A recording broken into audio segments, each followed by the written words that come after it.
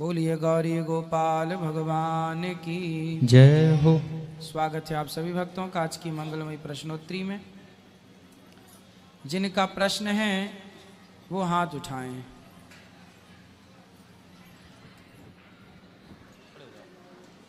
आप खड़े हो जाइए।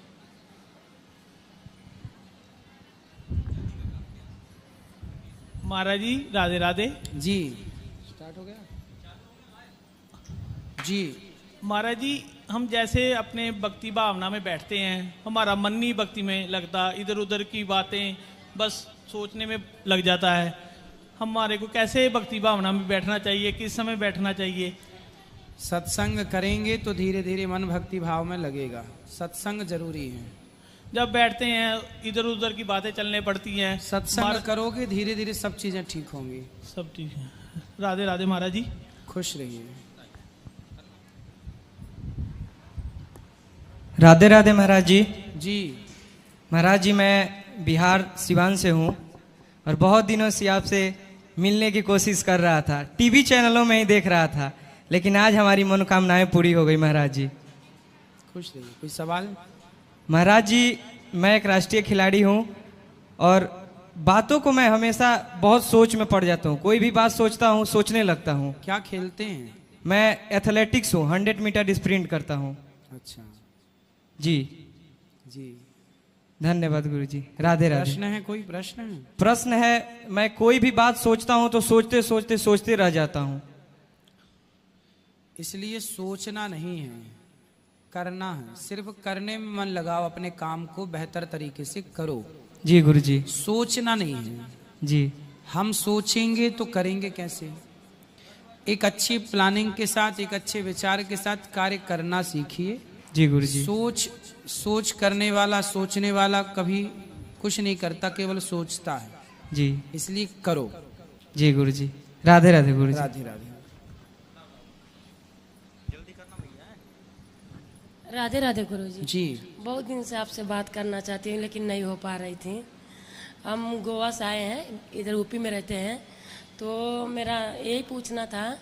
वहाँ हमारी छोटी सी बिजनेस है, तो पति बोलते हैं यहाँ नहीं रहना है, घर पे चलो, यहाँ से बंद कर दो। तो क्या गोवा में रहते हैं? हाँ गोवा में रहते हैं। क्या काम है वहाँ आपका? वहाँ पर अपनी छोटी सी बिजनेस है, जैसे कपड़े बेचते हैं, अपनी दुकान है। ठीक है, तो क्या दिक्कत है? अच्छा रहो। तो वहाँ थोड़ी माहौल अच्छी नहीं है। क्या माहौल वहाँ का अच्छा नहीं है? जैसे दारू पीते हैं पति मेरे, तो थोड़ी सी तो दिक्कत पति आए हैं? नहीं आए, वो काम पे हैं। आते तो समझाते शराब ना पिए। तो एक बार आए, हम उधर के पूरे बेच के चले आए। तो अभी फिर घर पे काम नहीं थी, तो फिर हम जाए तो फिर उधर चालू किए हैं। तो अभी बोलते हैं फिर बेच के चलो घर पे। अब बच्चे वहाँ पढ़ाई भी करते हैं, तो कैसे करना गुरुजी? ठीक है, उनको समझाओ कि शराब ना पिए और अपना बिजनेस अच्छे से करें, अपना काम करें। वो नहीं मानते हैं, वो खाली बोलते हैं घर चलो घर चलो। तो घर चल के क्या करेंगे? वही ना, घर पे क्या करेंगे? वहाँ पर बच्चे पढ़ाई भी करते हैं, अपनी बिजनेस भी करती है। लेके आना, हम समझाएंगे कभी। ठीक है राधे। तो यहाँ के भी कुछ बारे में बात करनी थी, कर सकते हैं? जैसे माता लोग भी टॉयलेट में घुसती हैं, इतनी गंदी करती है ना, ये भगवान का जगह, ऐसा नहीं करना चाहिए। टॉयलेट में भी गंदी ऐसे ही छोड़ देती हैं करके। खाने के लाइन में भी जाती हैं तो सब लोग ढकेलते हैं, उसमें बुजुर्ग भी रहते हैं, बच्चे भी रहते हैं, किसी को लोग गया तो कितनी तकलीफ होती है। ये तो हम सबकी समझदारी है कि हम समझदारी से ही रहें। भोजन भी करने जाते हैं तो इतने सारे भोजन खराब करते हैं। इतनी अच्छी भोजन है यहाँ पर गुरुजी, हम बोल भी नहीं सकते हैं। हम अयोध्या जी अभी होके आए हैं, वहाँ पर एक जगह ना भोजन मिल रही थी गुरुजी, इतनी कचरे वाली चावल ने, ऐसा अनाज को नहीं बोलना चाहिए, इतनी कचरे ना, जैसे वो धोए हुए चावल नहीं थे, दुनिया भर के कीड़े थे काले काले, और भाजी भी अच्छी नहीं थी। यहाँ की जैसी भोजन मिलती है ना, वहाँ कहीं भी नहीं मिलती है गुरुजी, बहुत अच्छी लगती है। तो ये लोग इतना क्यों खराब करते हैं गुरुजी? नहीं करना चाहिए। उतना भोजन में किसी और को भी पेट भर सकता है। बिल्कुल बिल्कुल। सब आपकी तरह समझदार हो जाएं तो पूरी व्यवस्था ही बन जाए। एक जगह ना आधार कार्ड मांग रहे थे, बोलते आधार कार्ड लेकर आओ तो भोजन मिलेगी, अपना मोबाइल नंबर दो तो भोजन मिलेगी। कहाँ पर? ये अयोध्या जी में, अभी 2 दिन पहले हम वहाँ से आए हैं यहाँ। अच्छा, यहाँ तो कोई दिक्कत नहीं? नहीं गुरुजी, हमको बहुत अच्छी लगती है गुरुजी, आपकी सेवा से भी मैं जुड़ी हूँ, जितनी होती है हम दान पुण्य करती हूँ। खुश रहिए। तो ऐसा नहीं करना चाहिए, सब माते लोग को ऐसा नहीं अच्छा लगता है। अच्छा है। राधे राधे गुरुजी। कह रहे हैं लोग समझेंगे। हाँ खुश रहिए। कर्षिर संयोगानुकूल व्यापार। नमस्कार। और महाराज श्री हमारे दो प्रश्न थे जी। किमेकम नरकस्य द्वारम, प्रथम प्रश्न। और द्वितीय प्रश्न यह है कि जब परीक्षित जी कथा नरक का द्वार क्या है, आप ये पूछना चाह रहे हैं? जी। नरक का द्वार क्या है? तो गोस्वामी तुलसीदास जी कहते हैं काम क्रोध मद लोभ सब नाथ नरक के पंथ। जी। नरक के 4 दरवाजे बताए, पूर्व पश्चिम उत्तर दक्षिण में एक एक है। काम, क्रोध, जी, अभिमान और लोभ, जी, ये 4 नरक के दरवाजे हैं, गोस्वामी तुलसीदास जी कह रहे हैं। जी। दूसरा प्रश्न? और दूसरा प्रश्न यह था कि जैसे परीक्षित जी कथा श्रवण किए और श्रवण करने के बाद, कथा श्रवण करने के बाद दक्षिणा के रूप में सुखदेव जी महाराज को क्या दिए? सुखदेव भगवान को दक्षिणा की जरूरत नहीं थी। जी। राजा परीक्षित जी से सुखदेव भगवान ने पूछा जी कि आपने भागवत सुन ली? जी। हाँ हाँ हमने सुन ली। जी। परीक्षित जी से भगवान सुखदेव जी ने पूछा क्या तुम मरोगे? जी। परीक्षित जी ने कहा नहीं, जी। मैं तो आत्मा हूँ, जी। शरीर को डसेगा जब तक्षक डसेगा तो। जी। मैं तो आत्मा हूँ, आत्मा तो सुख दुख से परे है, आपने समझाई है। जी। तब सुखदेव भगवान समझ गए कि 7 दिन की कथा इन्होंने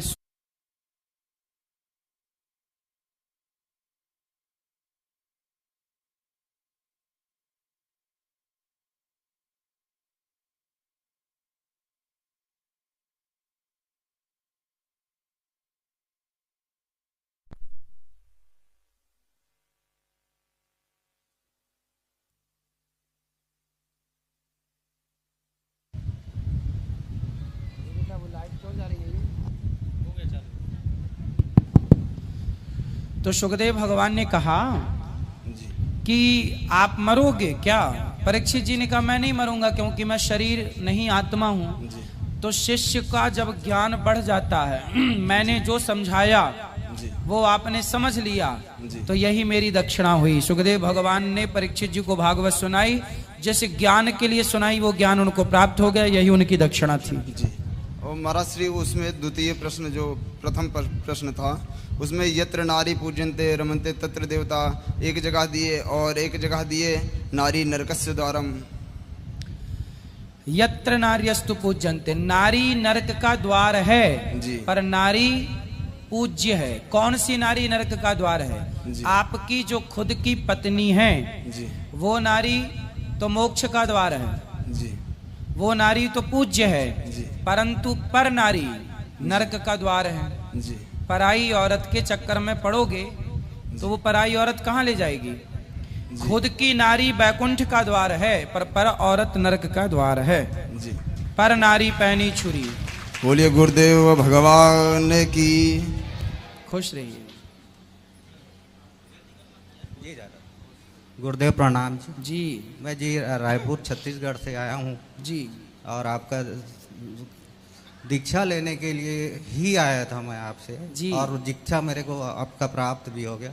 मेरे मन में एक ही सवाल है कि मैं दीक्षा से पहले एक ताबीज पहना करता था मौलाना जी का, और मुझे तुलसी का माला दिया गया है यहाँ पे पहनने के लिए। क्या मैं इस ताबीज को उतार दूँ? तुलसी की माला धारण करिए, भगवान का नाम जो दिया है उसका जाप करिए। हाँ, हाँ फिर आपको किसी ताबीज की जरूरत नहीं पड़ेगी। भगवान श्रीमन नारायण ही हम सबके रक्षक हैं। जी। ये मेरे परिवार में सभी लोग उनका ताबीज पहने, तो क्या उनको सबका उतार दूँ? जरूरी नहीं है ये सब पहनना। हाँ हाँ हाँ हाँ। भगवान का नाम जो जपता है, जी जी, भगवान पर जो विश्वास करता है, बिल्कुल, उसे किसी पर विश्वास करने की जरूरत नहीं है, सिर्फ भगवान पर। भगवान कल्याण करेंगे, जो करेंगे अच्छा करेंगे। जी जी भगवान। ताबीज पर विश्वास है, भगवान पर विश्वास नहीं है? नहीं नहीं नहीं, नहीं मेरे नहीं, मैं ये सवाल सबसे जो पहनते हैं, हाँ, हाँ। पहनना ठीक है। यदि नारायण कवच है तो नारायण कवच की ताबीज पहन सकते हैं। जी। नारायण कवच, बाकी और क्या पहनना? बस यही सवाल था महाराज जी आपसे। ठीक है जी।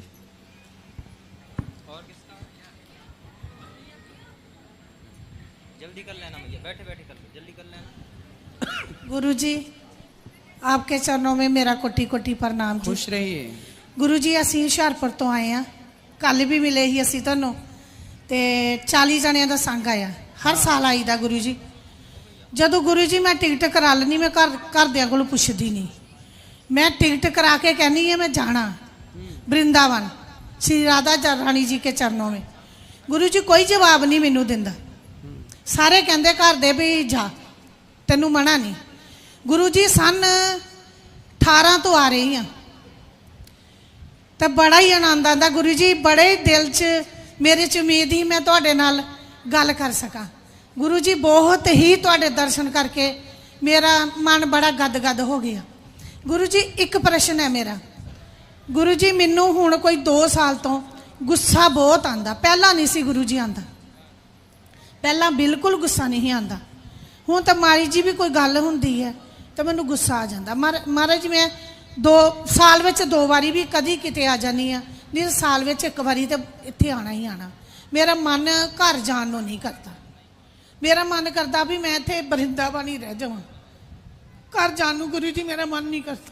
ठीक है मैया, कथा सुनते रहिएगा, भगवान सब ठीक करेंगे, चिंता ना करें। महाराज जी चैनल के माध्यम से मैं घर भी थोड़ी कथा सुनती रहनी है। कथा सुनिएगा, धीरे धीरे भगवान सब ठीक करेंगे। गुरु जी आपके चरणों में कोटि कोटि खुश रहिए, खुश रहिए। गुरु जी प्रणाम। गुरु जी बहुत लोग कहते हैं कि मतलब अभी आप छोटे हो, अभी से भक्ति वगैरह पूजा करते हो, ये सही नहीं है, अभी एंजॉय करो। ये हम कहते हैं कि हमको अच्छा लगता है पूजा करना, अभी से हम कान्हा जी को बहुत मानते हैं, तो सब लोग कहते हैं कि अभी ये सब नहीं करते हैं, बहुत सारा उम्र पड़ा है, तो इसके लिए आप कुछ बोल दो उन लोगों को। कौन ऐसा बोलता है? मेरे मतलब मैं ऐसे नाम तो नहीं ले सकती, रिलेटिव हैं, फ्रेंड्स हैं, बहुत लोग हैं, कहते हैं कि अभी से नहीं करो ये सब, बहुत टाइम है अभी। उनसे कहना, उनसे कहना, उनसे कहना, उनसे कहना कि भजन करो मस्त जवानी में, बुढ़ापा किसने देखा है, भजन करो मस्त जवानी। बोलो बुढ़ापा आएगा इसकी गारंटी आप ले रहे हैं क्या? पूछो उनसे। इसलिए ध्रुव जी और प्रहलाद जी ने लड़कपन से ही, जिसका लड़कपन सही हो गया उसकी जवानी और बुढ़ापा सही होगा। उनसे बोलो हम गलत क्या कर रहे हैं। बोले एंजॉय करो का मतलब क्या है? किसी लड़के के संग घूमे फिरें, किसी क्लब में जाके नाचे, क्या ये एंजॉय है? भाई आजकल ना लोग चरित्रहीनता को एंजॉयमेंट मान रहे हैं, सारे गलत काम करने को ही वो जीवन का सुख मान रहे हैं। अब उनकी बुद्धि भ्रष्ट हो गई है तो क्या समझाएं। हमारे यहाँ लड़कपन से ही सही मार्ग पर चलने की प्रेरणा ध्रुव और प्रहलाद जी को दी गई और वो चलकर दिखाए भी। तो सही मार्ग पर चलने वाले हर बच्चे को प्रेरित करना चाहिए और उनसे सीखना चाहिए कि आप ठीक चल रहे हैं और औरों को भी चलाओ। लेकिन आज कुछ लोग ऐसे हैं जो खुद तो सही है नहीं, पर वो आपको सही देखेंगे तो बोलेंगे यार तुम ये क्या कर रहे हो, तुम्हारी उम्र है क्या, हमारी तरह बन जाओ। वो खुद शराब पियेंगे, आपको भी शराबी बनाएंगे, क्योंकि उनसे ये बर्दाश्त नहीं होता कि हम बिगड़ैल हैं, तुम सुधरे क्यों हो। वो आपको भी अपने तरह बनाना चाहते हैं। गुरुजी एक आग्रह है मेरा, मैं कविता लिखती हूँ तो 2-4 लाइन आपको सुनाना चाहती हूँ। हाँ सुनाओ। कृष्ण कृष्ण मीत है, कृष्ण कृष्ण प्रीत है, कृष्ण कृष्ण मीत है, कृष्ण कृष्ण प्रीत है, कृष्ण से ही जीवन के सुर और संगीत है। राधा के जन धन गोपियों के संग संग, राधा के जन धन गोपियों के संग संग, मीरा के मनमीत भी कृष्ण है। गोकुल की शान है यशोदा की जान है, गोकुल की शान है यशोदा की जान है, सुदामा गरीब के मित्र भी कृष्ण है। कृष्ण से भूमि है, कृष्ण से अंबर, कृष्ण से पहाड़ है, कृष्ण से समंदर, कृष्ण से समंदर, स्वर्ग से खूबसूरत है, चाहत की मूरत है, उनके मन को भाई एक ही वो सूरत है। राधा है नाम जिनका, प्रेम है काम इनका, जिसके हृदय के तार भी कृष्ण है। कृष्ण से है कण कण, कृष्ण से ही है, राधा के पूरे संसार ही कृष्ण है। राधे राधे गुरु जी। वाह सुंदर, बहुत बढ़िया। गुरु जी के चरणों में प्रणाम। खुश रहिए। गुरु जी मैं हरियाणा के जिला फरीदाबाद के गांव तिगांव का रहने वाला हूं। जयकिशन वर्मा मेरा नाम है। गुरु जी मेरा एक छोटा सा प्रश्न है कि भिन्न भिन्न आश्रमों में जनानियाँ आदमी सब जाते हैं, किसी को कोई पसंद है, किसी को कोई पसंद है। घर में कभी कभी मियाँ बीबी का मन मुटाव हो जाता है किसी भी कारण से, किसी भी बात को लेकर के। जब मन मुटाव हो जाता है तो औरत या आदमी एक तरफ चल पड़ता है कि मैं फलाने आश्रम में जा कर के, तो वो बहुत सेवा करती हैं, सब तरीके की बात करती हैं, लेकिन घर के रूप को भूल जाती हैं कि मेरे पोते भी हैं, मेरे बच्चे भी हैं, या मुझे घर की देख रेख भी करनी है, और वो एक तरफ चल पड़ती हैं और घर का ध्यान छोड़ देती हैं। इस ऐसे हालात में उस औरत को या उस आदमी को समझाने का हमारे पास क्या तरीका है कि प्रथम हमारा जो कर्तव्य है अपने परिवार के प्रति है, फिर हम आश्रम के प्रति चलेंगे। तो मेरा गुरुजी आपसे आग्रह है कि ऐसी स्थितियों से निपटने के लिए हमें क्या करना चाहिए, मैं आपसे क्वेश्चन। नित्य सत्संग करना ही समाधान है। जिस घर में नित्य सत्संग होता है, नित्य भगवान की कथा सुनी जाती है, वहां ऐसी स्थितियां उत्पन्न नहीं होती। पुरुष और स्त्री दोनों अपने कर्तव्यों का पालन करेंगे कब? जब उन्हें उनके कर्तव्यों का कोई बोध कराएगा। भाई आपका कर्तव्य क्या है ये आपको कोई बताने वाला तो हो। स्त्री का कर्तव्य क्या है, कोई उसे गाइड करने वाला, समझाने वाला तो हो। जब नहीं समझाया जाएगा तो वो अपने कर्तव्य से च्युत हो जाएंगे, अर्थात नहीं करेंगे वो अपना कार्य। इसलिए सत्संग चाहिए, इसलिए गुरु होते हैं। गुरु का सत्संग सुनते रहो, कथाएं सुनते रहो तो चार्ज होते रहोगे। अब सत्संग नहीं सुनेंगे तो डिस्चार्ज होंगे। घर में हुई जरा सी खटपट तो चल बाबा जी के मठ पर, जरा सी खटपट में लोग भाग जाते हैं, क्योंकि सत्संग का, ज्ञान का अभाव है। आज देखो कथाओं के माध्यम से हम गृहस्थी के हर विषय को समझाते हैं। यदि आपने कथा ध्यान से सुनी हो तो जो हम कथा सुनाते हैं उस कथा के बाद घर में झगड़ा होने की स्थिति हो ही नहीं सकती, यदि मेरी बात कोई जरा भी माने तो आपके जीवन में सबसे पहला काम चाहिए कि एक घड़ी आधे की पुनियाद तुलसी चर्चा राम की, भगवान की चर्चा। रोज साधना चैनल पर 3 बजे से 6 बजे आप कथा सुना करिए, ये दास कथा सुनाता है। और पत्नी और पति जब दोनों सत्संग करेंगे तो दोनों का भटकाव मिटेगा। सत्संग ना करने का ये परिणाम है कि पति पत्नी साथ में रहकर भी एक दूसरे के दुश्मन बने रहते हैं, कोई प्रेम नहीं है, कोई हंसी खुशी नहीं है, है ना? क्योंकि जीवन में उद्देश्य मिला ही नहीं जीवन जीने का। कुछ लोग जीवन को ढो रहे हैं, यार ये तो बोझा है, पर दिन भर रोते, दिन भर शिकायत, दिन भर परेशानी, कोई हंसता ही नहीं है। अरे जीवन में जब तक लक्ष्य की प्राप्ति ना हो कि हमारे आने का उद्देश्य क्या है, तब तो कोई हंसेगा क्यों? इसलिए सत्संग हर प्रश्न का उत्तर है आपके। धन्यवाद जी। ठीक है, थैंक यू जी। खुश रहिए।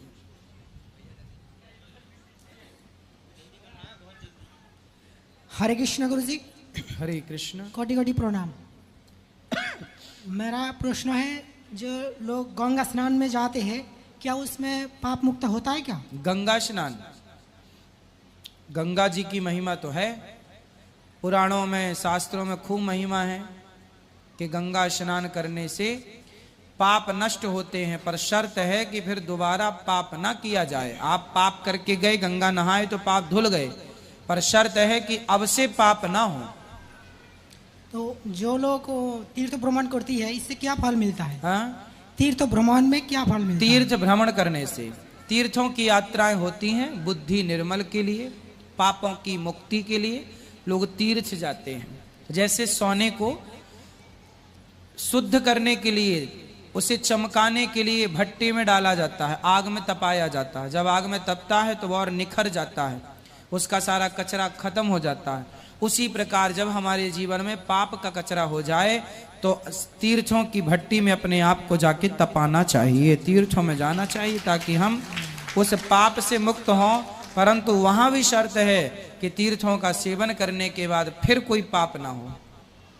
धन्यवाद गुरुजी। मैं आपको एक धन्यवाद देना चाहता हूँ कि हजारों आश्रम है वृंदावन में, बट एक गौरी गोपाल है यहाँ पर हर चीज़ की सुविधा है, जैसे गुरुकुल भी है, वृद्धाश्रम भी है, खाना पीना भी फ्री है, लैट्रिन बाथरूम है, रहना भी फ्री है, वैसे भी रहने सकते हो। बट ये बाकी आश्रम क्यों नहीं करते? क्योंकि ये वृंदावन में जब हम आते हैं बस सुनते हैं बचपन से, एक स्वर्ग जैसी है।